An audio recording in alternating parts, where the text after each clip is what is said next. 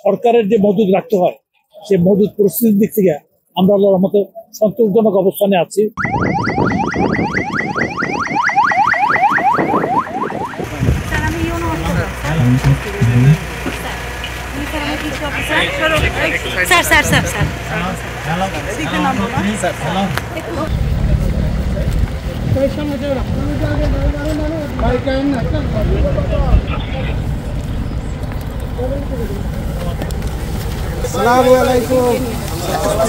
সরকারের যে মজুদ রাখতে হয় সেই মজুদ পরিস্থিতির দিক থেকে আমরা আল্লাহর রহমতে সন্তোষজনক অবস্থানে আছি।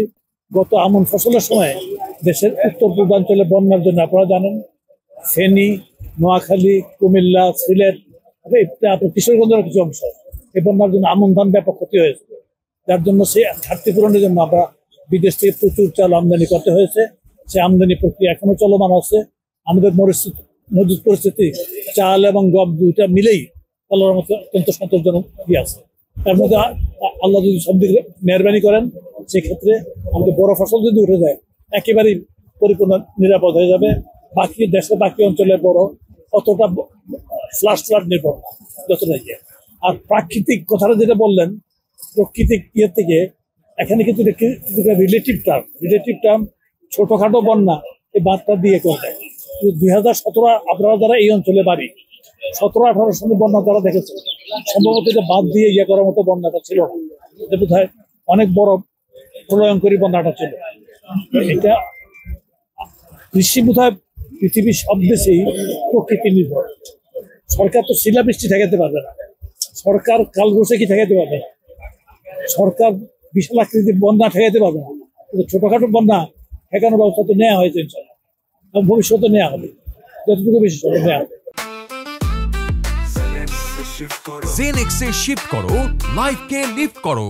যেটা আর্দ্রতা আপনারা বোঝেন, এটা ভিজা কতটুকু এটা দিয়ে বোঝা যায়।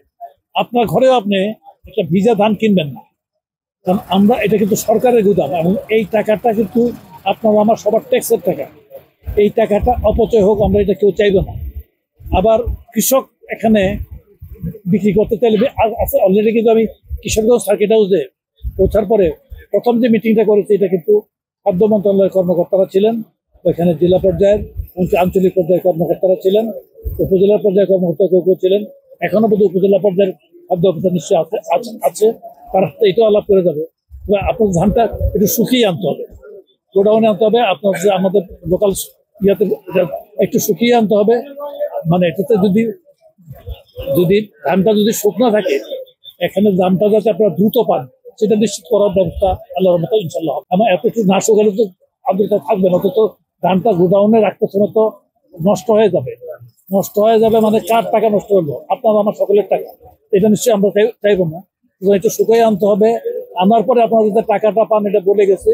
এটা নিশ্চিত করার জন্য আমি জেলা খাদ্য নিয়ন্ত্রককে বলে গেছি, জেলা প্রশাসক এখানে উপস্থিত আছেন, ওই কমিটিতে জেলা পুলিশ সুপারও আছেন, এবং তারপরে আপনার উপজেলা নির্বাহী অফিসাররা উপজেলা পর্যায়ে আছেন, তারা এটা নিশ্চিত করবেন অবশ্যই দেওয়া হবে। কিন্তু আপনারা যেটা উদ্বুদ্ধ করেন কৃষকদেরকে ধানটা তুমি শুকাই নেওয়া